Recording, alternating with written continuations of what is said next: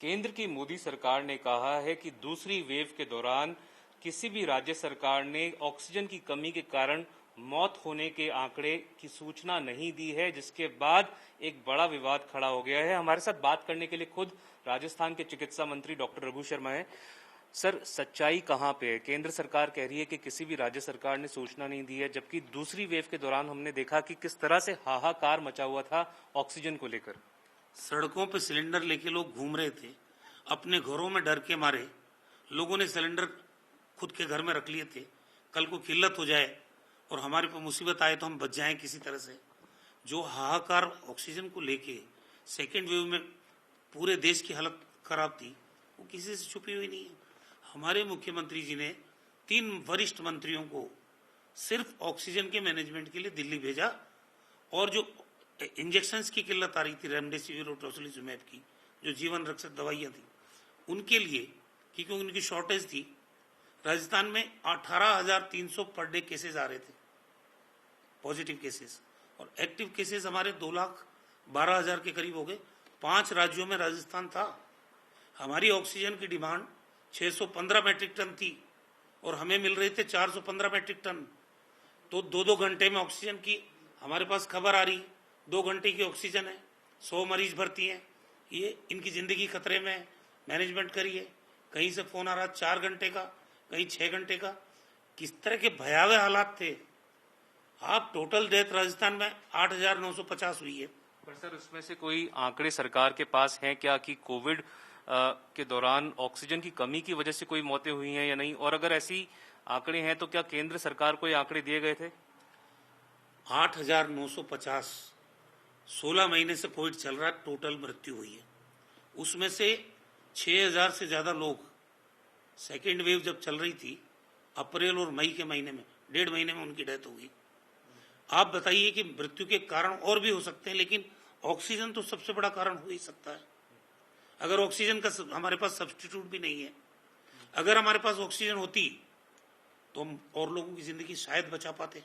अब ये इस डिबेट में जाना चाहते हैं कि हम आंकड़े दिए कि नहीं दिए। क्या आपको लगता है केंद्र सरकार शब्दों के साथ खेल रही है, ये कहकर के कि हमें सूचना नहीं दी गई इस बारे में?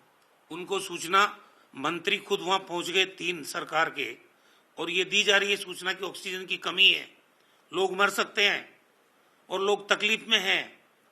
तो अब की इससे बड़ी सूचना और क्या होगी भारत सरकार को? ये तो पूरे अखबारों ने कवर किया, मीडिया ने कवर किया कि हमारे मुख्यमंत्री अशोक गहलोत जी ने 3 वरिष्ठ मंत्रियों को काय के लिए भेजा। तो भारत सरकार क्या छुपाना चाहती है? और अभी प्रधानमंत्री जी ने जो चिकित्सा मंत्री को मंत्रिमंडल से बाहर किया है, ये अपने आप में ये उनकी स्वीकारोक्ति है कि सब कुछ ठीक नहीं चल रहा था।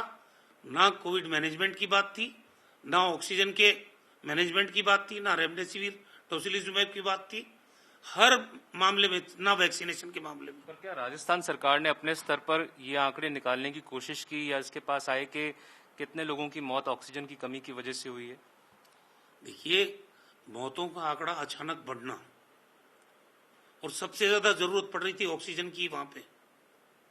हम मारामारी में हमने कंसंट्रेटर खरीदे हैं, तो ऑक्सीजन की शॉर्टेज थी, हमारे पास टैंकर नहीं थे। हमें कभी कभी हजीरा से, जामनगर से, एक हमारा वहाँ बिहार या कहाँ उड़ीसा, वहाँ से हमको अलोकेशन किया गया। हमारा एक प्लांट था यहाँ पे भिवाड़ी के अंदर, आयोनेक्स प्लांट, उसका 120 मैट्रिक टन उत्पादन था, उसको इन्होंने अपने अधिग्रहण कर लिया। हमें जो एलोकेट की गई ऑक्सीजन, उसकी मात्रा कम थी।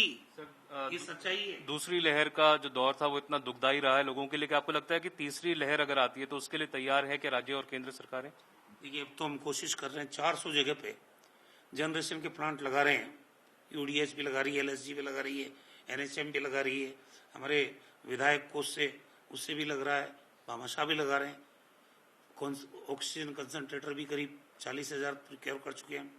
हमारा लगभग ये लक्ष्य है कि तीसरी वेव से पहले पहले राजस्थान में 1,000 मैट्रिक टन ऑक्सीजन का उत्पादन हम खुद करने लगे, ताकि हमको केंद्र के आगे हाथ नहीं जोड़ना पड़े अपने लोगों की जिंदगी बचाने के लिए। तो ये तो राजस्थान के वरिष्ठ कैबिनेट मंत्री डॉक्टर रघु शर्मा ये कहते हुए कि केंद्र सरकार आंकड़ों के मायाजाल में फंसाने की कोशिश कर रही है और तब के स्वास्थ्य मंत्री को हटाना ही अपने आप में एक सबसे बड़ी स्वीकारोक्ति है कि केंद्र सरकार कोविड-19 के मैनेजमेंट में विफल रही है। कैमरा पर्सन चेतन के साथ देवंकुर वधावन, जयपुर।